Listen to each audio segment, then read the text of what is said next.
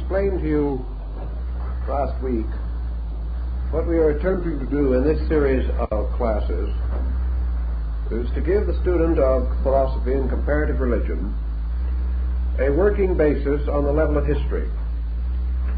Actually, we realize that history is not only the account of the circumstances set up by human ideas, it is also the continuous record of cause and effect and the inevitable outworkings of policies, some of them long established.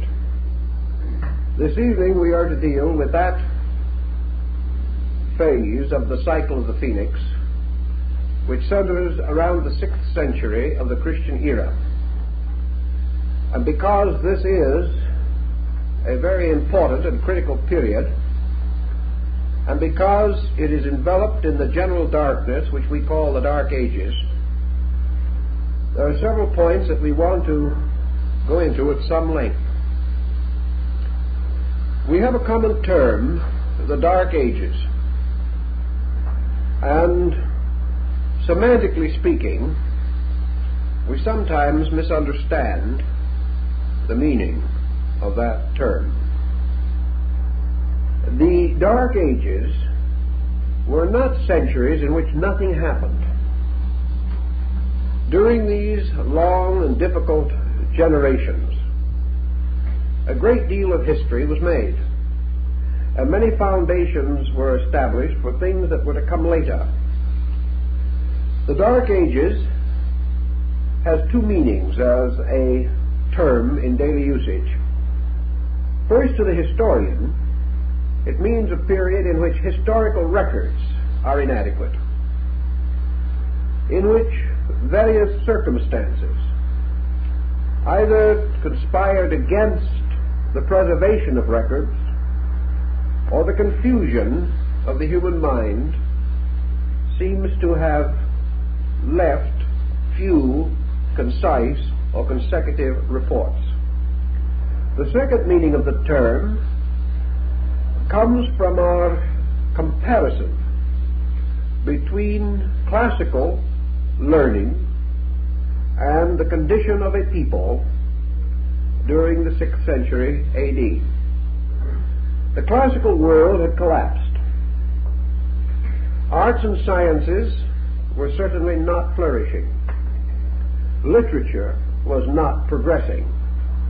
Science was comparatively at a standstill. Therefore, the term Dark Ages also can mean non-productive years. Not years in which nothing happened, but years in which the individual and the collective were both so concerned with the immediate that nothing resembling a long-range perspective, a general, broad, enduring policy, may be said to have been revealed. The Dark Ages, according to one English historian, should be regarded as punctuated by a few outstanding individuals who are remembered as persons. We will mention these as we proceed, or some of them.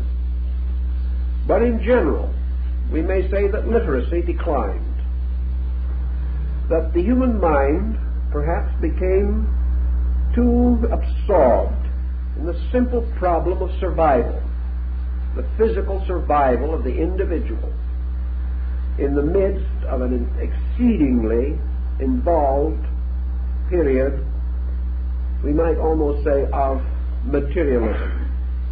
Not the kind of materialism that we know, but a materialism due to focusing of attention merely upon certain values, to the ignoring of other values of greater, perhaps permanent significance.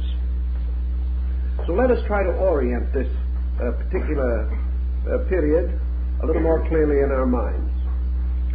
The Western Roman Empire had fallen.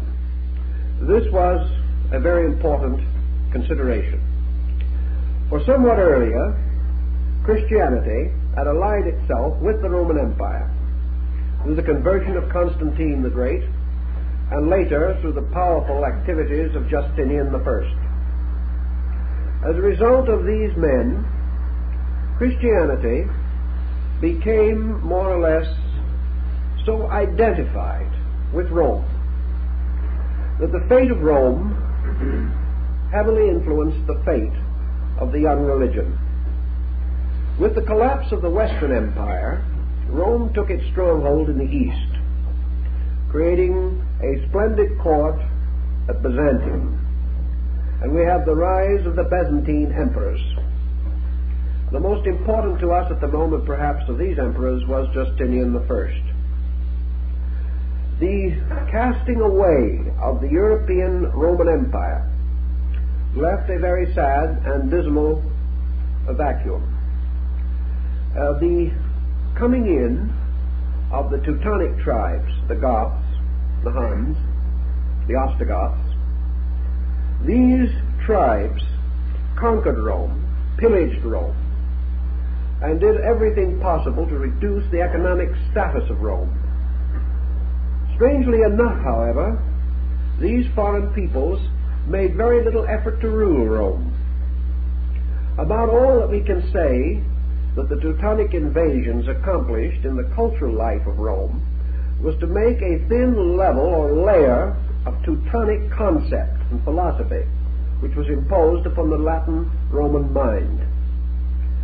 Rome itself, the average citizen, probably hardly realized that the Teutonic peoples had come into possession of the empire, the Western Empire. They lived as before, their internal government was as before. But of course they had received something from which very few proud peoples ever recover, a crushing defeat. A defeat which also could never be avenged, because circumstances never permitted the restoration of the Western Empire.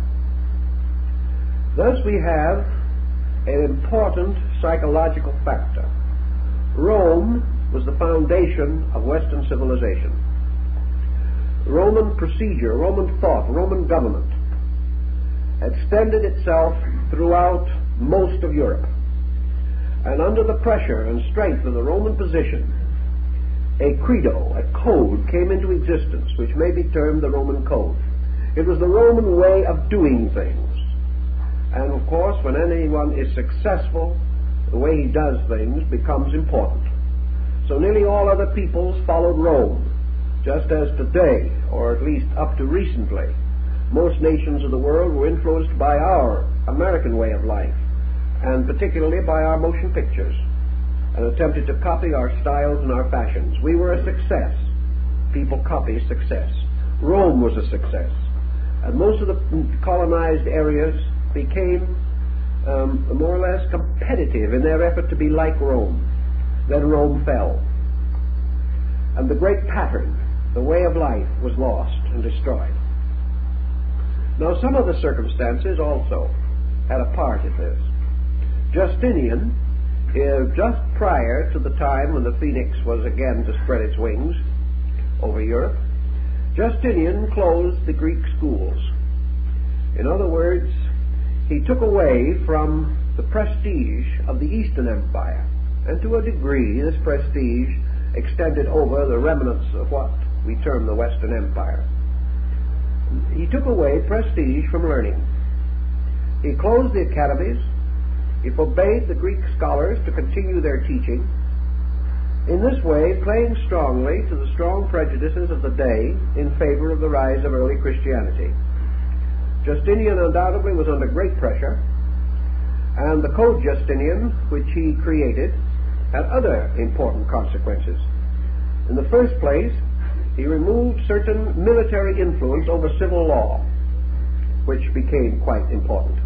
But more than this, he gave additional influence to the church in the administration of civil law. Thus he began something which established a precedent and placed a wedge, which was later to be widened and to be forced into a very large situation by Pope Gregory the Great. Justinian made it possible for the hero pope to appear. He set a situation in which it was possible for the Roman Empire, the Western Empire, to gradually escape from the Teutonic influence and become a vassal of the Church. Thus, at this critical point, we see the beginning of what we may term the Holy Roman Empire.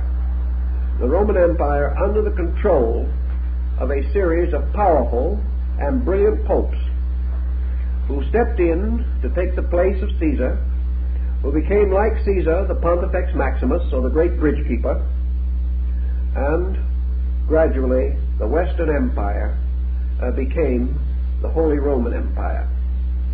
This, accompanied by broad evangelical programs, missionaries sent to nearly all of the more distant European areas, gradually also resulted in the conversion of the Teutonic peoples. And these, in turn, later were to play a part in the rise of the Holy Roman Empire. But with the conversion of the Teutons and the Franks and several other groups, the Britons, we find the way prepared for the rise of Charlemagne, king of the Franks and emperor of the Holy Roman Empire. This combination of circumstances also constituted a major change in the political life of Europe, the social life of Europe. Now, while all these things were happening in this area, we might mention something else, namely that the Holy Roman Empire inherited one of the bitterest feuds of all time, and this was the feud between the Roman and the Persian. For centuries, Rome had exhausted its treasuries and exhausted its manpower, trying to protect its eastern provinces from the Persians. Now, the Persians gained gradual victories and did ultimately bring the Roman Empire to a most embarrassing and humiliating position. But this peculiar circumstance was to have much more importance with the rise of Islam. For Islam became seated, so to say, in the area of the old Persian Empire. And what the Persians and the Romans had fought out for centuries later became the burden of the Holy Roman Empire fighting Islam. The general territorial areas were not especially different. Now, at this same time, the rest of the world was not simply dead. In our thinking, we very seldom get outside of Europe and the Near East in these areas, or these eras, which we call the beginning of the Dark Ages. Actually, many things were happening in other places. And we may say that, broadly speaking, civilization moved out of Europe. That was one of the major facts we have to face. We say that civilization moved out of Europe for several reasons. When Justinian closed the academies and made it impossible for non-Christian scholars to function in the Roman Empire, they immediately moved into Arabia, attached themselves to the court of the caliphs of Baghdad, and there found a new flowering of literature and art and learning and liberalism. They found to their delight that they had come upon a group of people who really wanted to learn. Thus, a great deal of classical learning moved out of Christendom, moved out of Europe, to these outlying areas beyond the power of the Christian church to prevent their function. About this time, the church was in itself in more or less of a confusion. A series of councils, beginning with Nicaea and ending with Constantinople, broke the church into a great many schismatic groups. The Eastern Church departed utterly and never again was united with the Western Church. At the same time, the heresies of various kinds, and these heretics were for the most part brilliant people, these heresies were anathematized, the heretics were excommunicated, and had they not rapidly departed, they probably would ultimately have met the supreme penalty for heresy, and that was death. One of the groups that departed in these early days was, of course, the Nestorians, taking some of the very finest parts of Christian philosophy into the Near East and finally into the Far East, as far as India and China. This departure of liberals This gradual breaking within the church between liberalism and the conservative group also had its effect upon this critical period. A great change was in the offing, and the circumstances were building toward it with tremendous intensity. About this same time, perhaps a little earlier, but leading into the same pattern, was the tremendous expansion of Buddhism in Asia.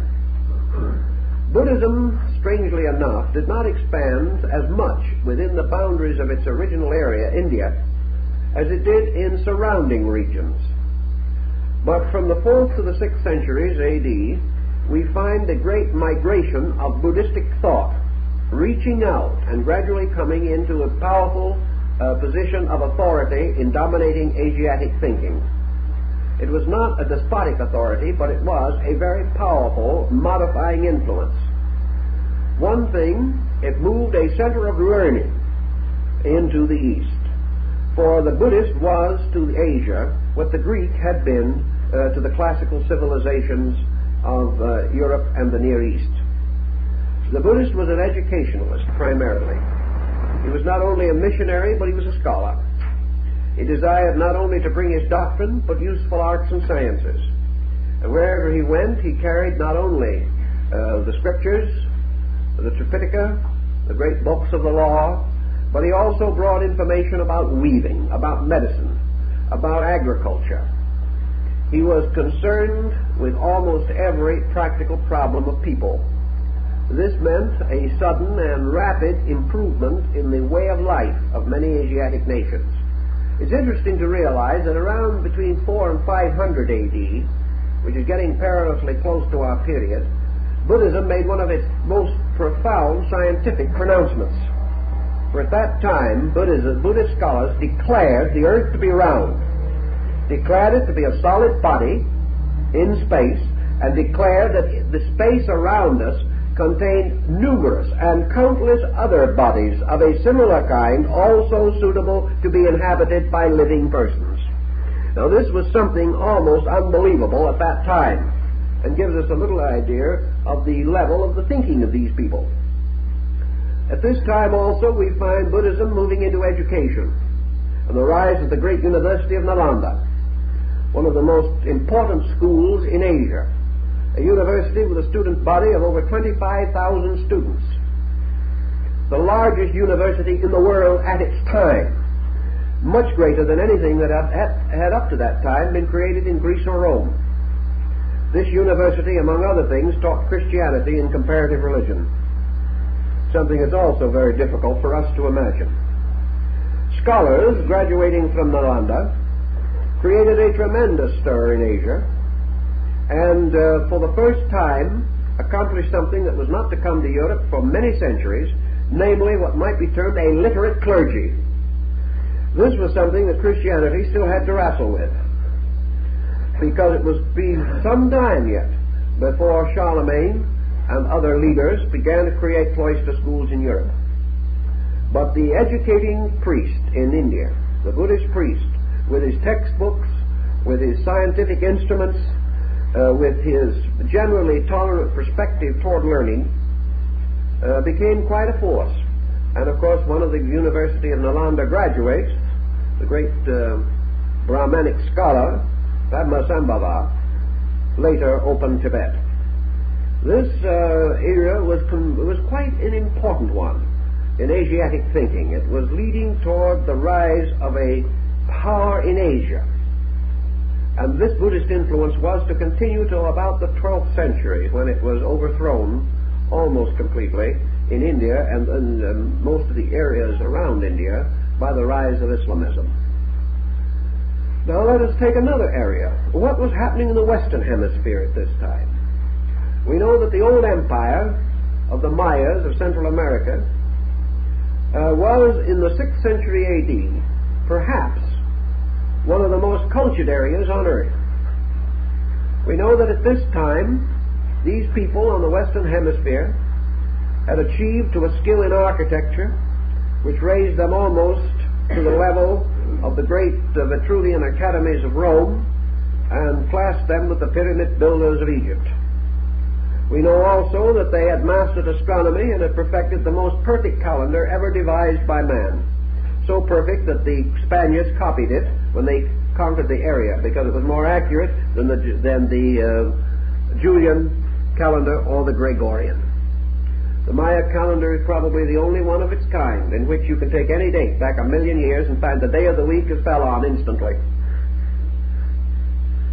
This calendar, which was a very highly perfected thing, depended upon an advanced knowledge of astronomy.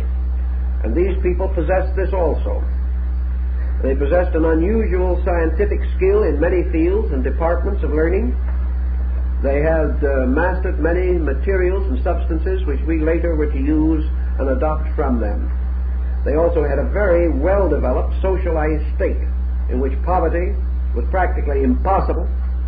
And as Stuart Chase points out, while Europe was engaged in this terrible confusion, which we call the period from the 5th to the 10th centuries, these peoples maintained the world's record for peace.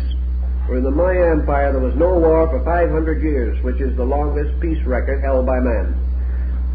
All these things let us know that things are happening all around the world in this very critical and important section of our thinking. So let us survey just for a moment, bring up to date, the general state of things when a very important event occurred. We know that Europe was in the doldrums. That is about the best we can say for it. Communication was practically gone. Transportation comparatively unknown. Europe at that time was ruled over by a group of rulers who could not sign their own names nor read an official document.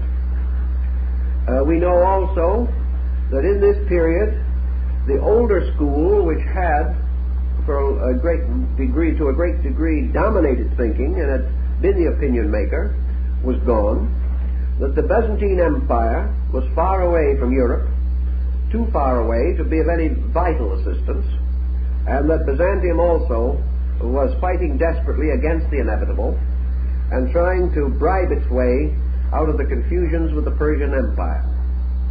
During this same period, as far as we are able to learn, there are only a few forces operating that give us any ground for optimism. One of these forces was Gregory the Great. He was gradually binding together the political power of the early church.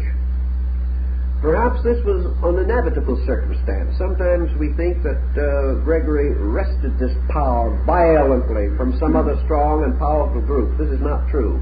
He gathered up the remnants of a power which no longer existed.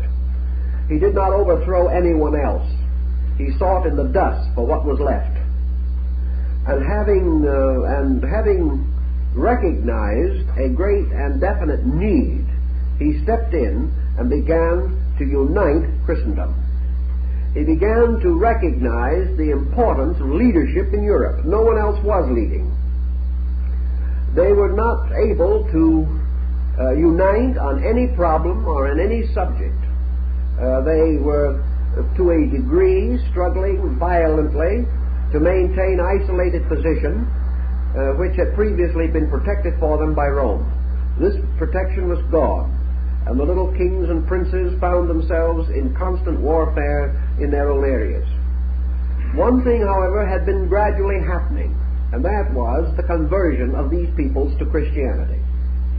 Thus, this absolutely scattered mass of humanity, which had lost the power to worship the eagles and standards of the Caesars, had only one common denominator, and that was the rising power of Christianity. And this rising power Gregory took hold of, and he found that he had discovered at least one point of cohesion. And on this point of cohesion he built. He built strenuously. He built thunderingly. He tossed around his ecclesiastical powers with great freedom. But he did accomplish one thing. He took a leaderless and headless people and bound them together around the power of the bishops of Rome. Thus, out of this situation, there arose what has been called the later Roman Empire, an empire which gained central cohesion never again attempting conquest by arms, but attempting conquest by the cross, sending missionaries to practically all belligerent peoples, fighting for their conversion, and using whatever tactics were necessary, all of which were not entirely ethical. But the problem appeared to be the great need for strength, some way of preventing the entire European pattern from falling completely into nothing. And that was where this particular emergency produced certainly a strong and most ingenious individual, one who can be compared to the other great organizers of history, although we do not always give him such prominence. All these things were going along, but the early church was having troubles not only within itself, but it developed a peculiar attitude. And this attitude was so theologically aggressive that it angered and irritated many brilliant leaders in various groups on various levels of thinking, so that to a measure the church began to emerge as a persecuting agent, an agent which would either convert or destroy. And in the process of binding together the later Roman Empire, much was destroyed. Probably as many pagans died to bind together the Holy Roman Empire as the Christians died in the previous pagan Roman Empire. It was a difficult condition, and everyone was moving on the grounds that the end justified the means. Many people did not agree with this, however, and there was strong division of feeling and opinion. Much of this division was out in the Arabian desert, where intellectuals, observing from a distance, themselves educated perhaps in Greek and Roman schools, students of Plato and Aristotle, mathematicians deep in Euclid, these men observed with great misgivings this battle for the control of Europe by the early church. And their voices were raised against it. And their voices were also echoed by the heretical Christian groups that had taken refuge in these outlying areas.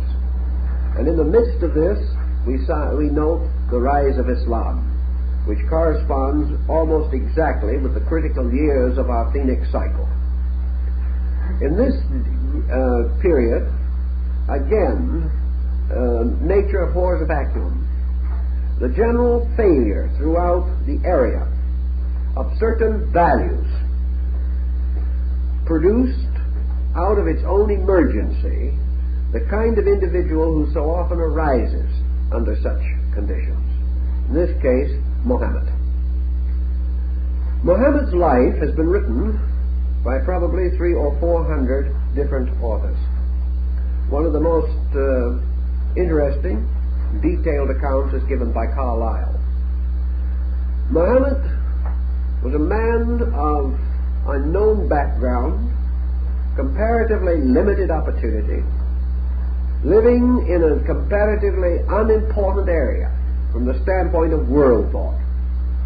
Muhammad's rise in Arabia was as phenomenal as the rise of Jesus in Jerusalem.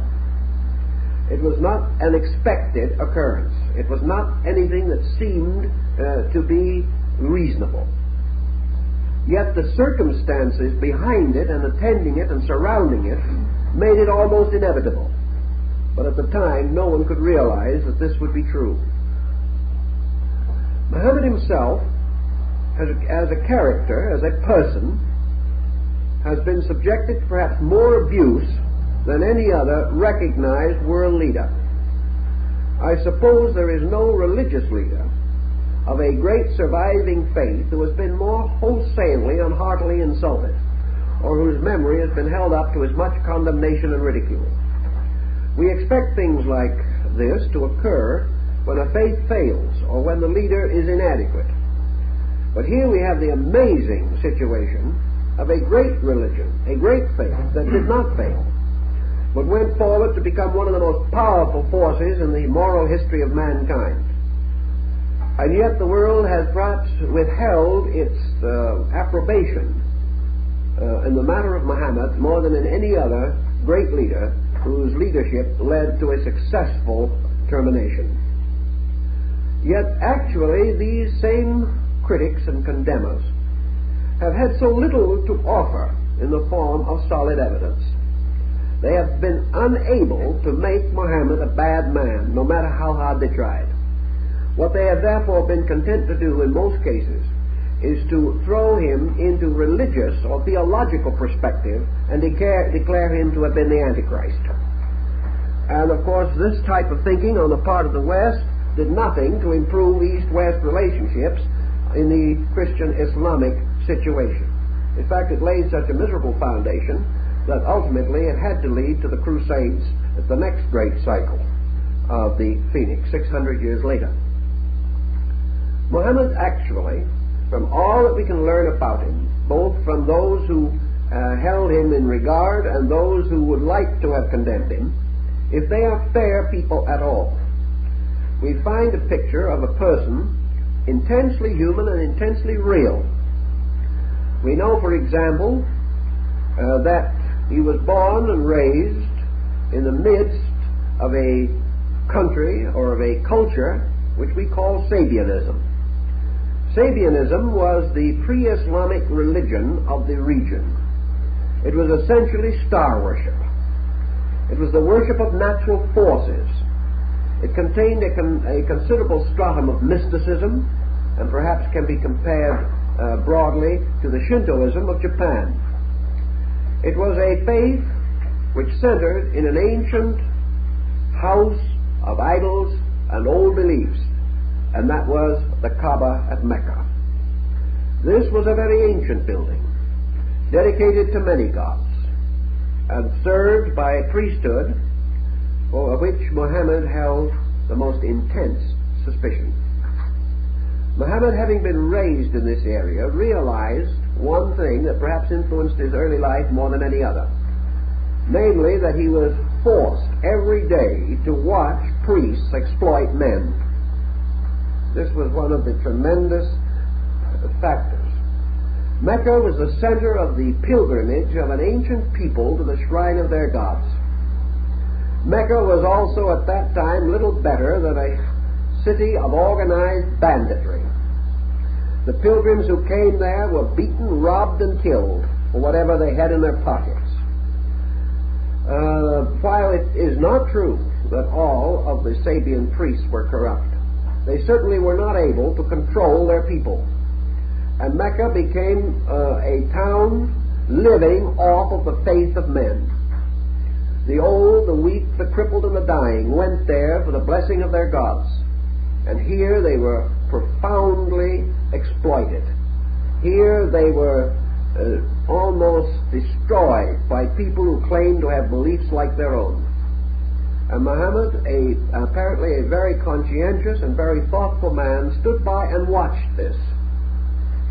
He became convinced, as he tells us himself, that a great part of religion exists simply to exploit the ignorant superstition and essential goodness of human nature.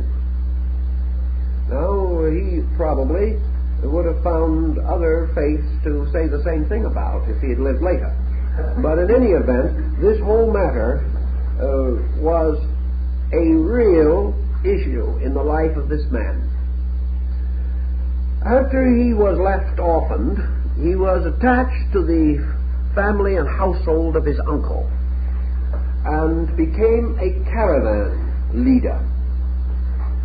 He was the keeper or the manager of caravans, and he traveled with these, the strange and wonderful institutions, throughout the desert. He went to many strange and distant places, and on these long travels which he made, he stopped on numbers of occasions at little wayside oases, tiny villages, where the Nestorian Christians had taken refuge. He found these hermits in the desert. He found that they were men who had been persecuted by their own. and who, unwilling to compromise their principles, had gone forth to seek a precarious existence in a wilderness. He found along the road the bones of those who had not completed the journey. He found little graves marked by rude crosses of those who had not survived long. And from these Nestorians and from the marketplaces where the caravans bartered their wares, he heard the story of the tragedy of the West. He definitely reports to us the things that he heard. Now, let us be fair about this. Let's not be too hasty in conclusion. We must remember that those he heard from were highly prejudiced, that they were the ones who were the heretics. They were the ones who had been cast out. They were the bitter ones. They were the ones who probably could find no good in anything that they had left behind. So let's be fair about it. Some of the stories were no doubt exaggerated, just as nearly all stories are colored if the individual himself has suffered personally as a result of a circumstance. In any event, however, colored or uncolored, certain facts became generally knowable along the caravan route, which was the great gossiping exchange of the ancient world. People came from everywhere to sell some goods and talk a great deal. The caravan was a lonely, dangerous business, and the only reward was a pleasant conversation at the end. So Muhammad stopped with these priests and monks. He studied something of what they believed and what they knew. And one of the things he discovered early, of course, was that there were faiths other than the faith of Mecca. He discovered that men in other parts of the world had been searching for religion. He learned something of the old Jewish religion. He learned something of the heroic figure of Moses standing out against the background of that struggle. Later, through the Nestorians, he learned a great deal about the life of Jesus. And from the later writings found in the Koran, it is quite possible that he was able to secure copies of early Christian writings. In any event, he heard the stories. He also heard the stories of the great councils. He learned of the feud which divided the Western and Eastern churches. He learned of the strange, pressureful tyranny with which the Western church was beginning to, or forcing its integration. He probably did not learn the struggle, the sorrow, the misery, the misfortune which the church also had to face. He did not realize that in an emergency man can only do what he can or what he believes to be right. These things he probably never knew, but at least he had the historical perspective of a dilemma, of a disaster.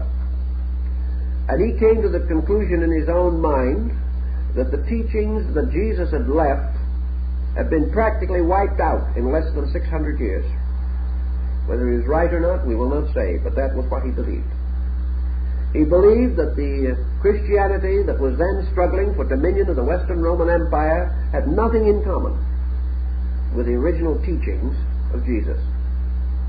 He came to another rather prosaic but rather practical conclusion, namely that Jesus himself had used the wrong means. After all, there are things to be considered. That Jesus had not used sufficient force or strength in his own time to create a situation that could not so easily get out of line. He therefore believed that the apostles and the early followers should have themselves integrated the faith and not left it to future centuries to put together this broken pattern and try to build it into a consistency. That there were too many weaknesses in the structure itself. That these weaknesses should have been initially filled. That philosophically, scientifically, religiously, psychologically, historically, in all these brackets, Christianity should have been integrated in the beginning. He didn't know that he could do it, but he thought it should have been done. He went back to Mecca, and he was not converted to Christianity, nor was he converted to Judaism.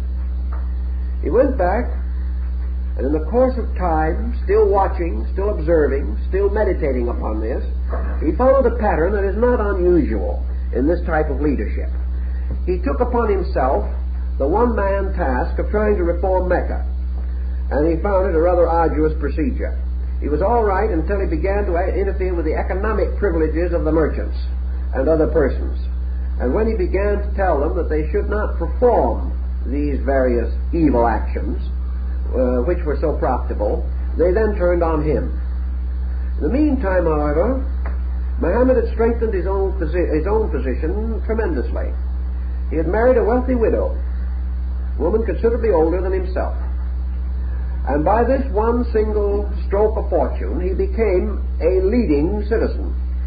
He became a big man in Mecca, the type of individual that others would bow to. He became also a rich man and became the master of many caravans. He arose then almost immediately to the estate of an aristocrat. One might have thought that this was the most serious temptation that this young man might have faced. If it was, he certainly did not fall under the temptation, for he continued to attempt his reforms even though they endangered his own economic stability. One little episode is preserved to us to indicate the rather astute mind of this man who had been a camel driver. On one occasion it was necessary to move, to restore part of the mill building, to remove the areolite of Abraham from the corner of the Kaaba at Mecca. Now the areolite was a black stone which is supposed to have fallen from heaven and to have been the pillar upon which Jacob rested his head at the time of the vision of the ladder.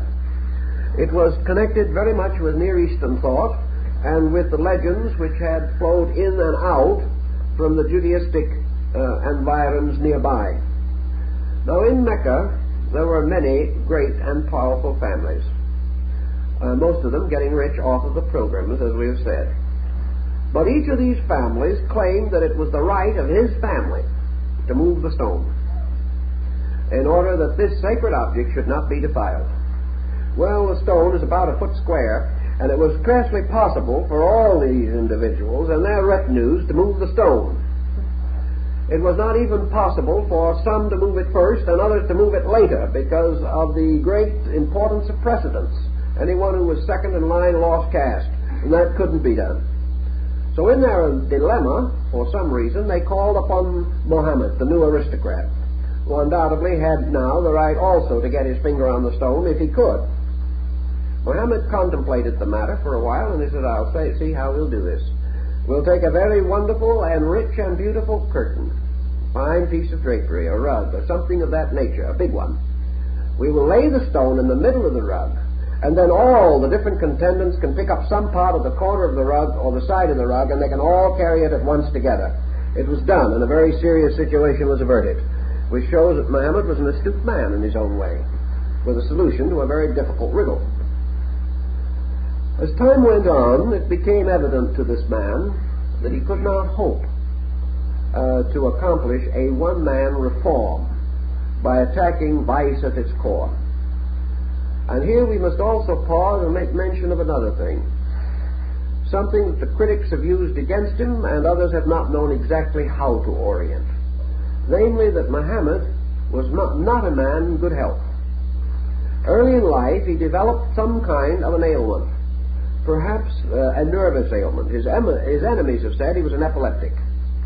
We are not at all certain that this was true, but that he was subject to some kind of an acute nervous disorder, which struck him almost like a stroke and frequently caused him to fall unconscious. He was a man who apparently was suffering from some serious internal problem which we have never been able to diagnose, naturally, after all this length of time. But between his worries, his fears, his anxieties, his scruples, and his basic spiritual integrity, for the man definitely had it, he came to a more and more difficult situation until his wife became most deeply concerned for her husband. She saw that he was gradually breaking under some kind of a tremendous internal load, that a great frustration was slowly taking its toll upon his character. And she was the one, it is said, who inspired him and impelled him to seek spiritual consolation for his problem. She recommended prayer. She recommended the way of old for those who had great struggle of soul, that they should seek truth within themselves. And in more or less accordance with her feelings on the matter, which perhaps coincided very closely with his own, Muhammad decided to perform religious vigil. And for many years he went annually to a mountain outside of Mecca, which is called Mount Hira, or the Mountain of the Light. And here, in a cave, he prayed that the original faith of mankind might be restored. The religion of the patriarchs, the religion that came before men broke up religions, the religion that would serve all men, the religion that was born out of the original spiritual hunger of humanity itself. And his prayers became more frequent. The bitterness and sorrow in his heart became greater.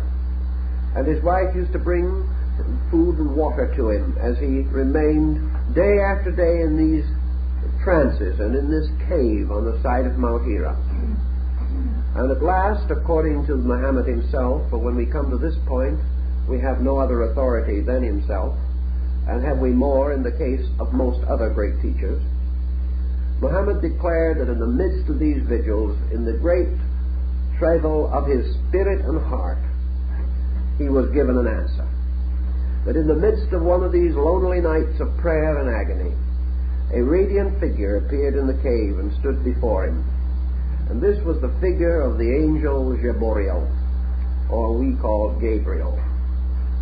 And this strange and wonderful luminous figure held in its hand a scarf, a long scarf, which it spread out and held before Muhammad. And on this scarf, written in letters of fire, were the first surahs or verses of the Quran. Muhammad bowed to the ground, fearful, not knowing what had happened. And then looking up pathetically, and we can almost imagine the pathos in the man at that moment, he looked at the radiant figure, and he said, "O great being, I cannot read. I can't read. I do not know what the figures say." And then it is said that the angel told him, reading for him word by word, and later bestowing upon him the power to read these figures, even though he could not read other things. Later, incidentally, Muhammad did learn to read and write. But at this time he had not. He was only able to take the words of the being, and the words that he read, to him, became the most important things in the world. After the passing of this vision, the young man, now not quite so young, but still before his prime, rushed down the hill again to his own home, and falling on his knees in front of his wife, told her the whole story, begging her to help him, begging her to answer one question for him. Was he deluded? Did this mean that he had merely, in the sickness of his own mind, created this himself? Was it possible that some evil spirit had come to deceive him? Could he believe these things? Was he mad? And he is said to have remained hours weeping in front of his wife. She didn't know what to do. The only thing she could do was to console him the best she could. And she said to him, "You are a good man. You have always been honest. You have tried for a long time to make the city of your life a better place. You have never been selfish. You have never cheated anyone. You have never broken the laws of God or man, as far as I know. Why should an evil spirit come to you? Why should this thing happen to you if you are not yourself selfish, if you have no pride, if you have no vanity, and if you come here weeping and ask me, why should you be deceived? What would it mean? Why could it happen?" Well, Muhammad gained some courage from this, but he was still in a very terrible uncertainty. And it is said that a kind of madness affected him, and he wandered about. And one day he said to himself, "The decision is too great. I do not know. I am an ignorant man. I do not know whether this be of God or the devil. I do not know whether I have the right to believe it. Supposing I do, and then I have been deceived, and a whole generation of men come after me and believe me, and they are all deceived. Am I going to create something that will destroy others? Am I going to found a false doctrine? How do I know? I have no way of knowing. So at last it is said that he went onto the side of a hill, and he said, I am not strong enough for this decision. I cannot live any longer because I do not know what to do. And he started to throw himself off the cliff. As he did so, this radiant figure appeared to him again, stopped him, and told him not to fear, not to worry, to be patient, and to just satisfy his own soul that what he was doing was right, not to pass it on to others until he found in himself that he was sure, but that he was not being injured by evil spirits, nor was he mad, and that he must have courage and wait. So Muhammad went back to his house and remained for some time simply waiting. He did not know what would happen next. Then by degrees this thing grew upon him, and instead of going out into the mountain, he found that at certain times this spirit came to him, and that when it came to him he was in great physical pain, that he would seat himself or would fall, and his servants had to pick him up and carry him to a couch. It said also that he frothed at the mouth and struggled, and that his body was covered with sweat, and it even sweat blood. But when he awoke from these terrible experiences, he did not realize what he had gone through. But in many instances he brought back with him fragments, more of these strange verses that he had seen first upon the scarf in the hands of Jaborio. These are the foundation elements of the faith of Islam. This is more or less the way it came into existence. It did not come into existence as a splendid thing or as a great thing, but as the great pain and tribulation of a man striving for something and apparently called to a destiny. And as the faith began to take shape, as these verses began to come more frequently, and they seemed to be very beautiful, and they seemed to be very wonderful, at least to him, he began to recite them to a few of his friends, and one or two men whom he knew who could read and write wrote them down. And sometimes he would sit behind a curtain, and when these strange attacks came upon him, they would wrap him with cloths, and those who were secretaries would sit and listen and take down his words, and he would speak, and he would give these strange discourses. And by degrees in this way he attracted the attention of a small group. It must be said in his favor that his wife was his first convert, and next to that the members of his own family, so that he did not seek afar for support. It came directly to him. We cannot go into the whole life of Muhammad. I don't think it would serve our purpose, but we do know that throughout his life we have brilliant expositions of his sincerity. Studying the Quran very carefully, we also observe many changes in the man. He is not like any of the prophets with which we are otherwise acquainted. His career did not unfold as theirs did. His career from beginning to end was an amazing mixture of a conviction in the reality of a mission and a very human and often inconsistent personal relationship with life. He was never a person with so complete an understanding of his subject that he could carry it forward with unbroken continuity. Thus, for example, when political and social problems arose, we find the entire tone of the Quran changing, becoming more and more concerned with the immediate problems of the religion which he was founding, immediate problems of his relationships with other faiths and other beliefs. He is constantly revealing a kind of human reason, running in and around these inspiring things that happen to him. It's quite possible, therefore, that the Quran is a mixture of these various elements, some parts coming to him out of a very deep mystical communion, and others arising almost from the emergencies of life around him. But throughout the whole period, the sincerity of the man seemingly remains unchanged. We have several episodes of it. One where he's standing weeping over the grave of his son, Abraham. His faith was sorely tested on this occasion because he had to fight out the very simple, deep, and tremendous love of a father for his child with his religion. He had to find the consolation of his faith in his own bereavement. And he was bereaved just as he says, I am a father bereaved, I am no more. I am a father who has lost his son. And in this moment, I must find God myself, as any other man would have to. These types of thoughts are rather different from anything that we associate with the great revealed religions. On another occasion, while he was resting by the road, one of the soldiers of Mecca, who was come to kill him, stood over him with a drawn sword. Muhammad awoke. The soldier said, and what will you do now? Whom will you take your faith? About to run his sword through Muhammad's body.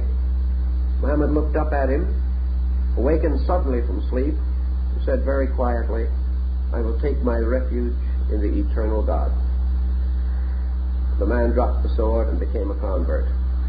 On another occasion, when his little son was still alive and quite a small boy, a number of persons brought tribute to the altars. And the little boy, seeing all these wonderful fruits and things gathered on the altar, ran over and grabbed a piece of fruit and started to eat it.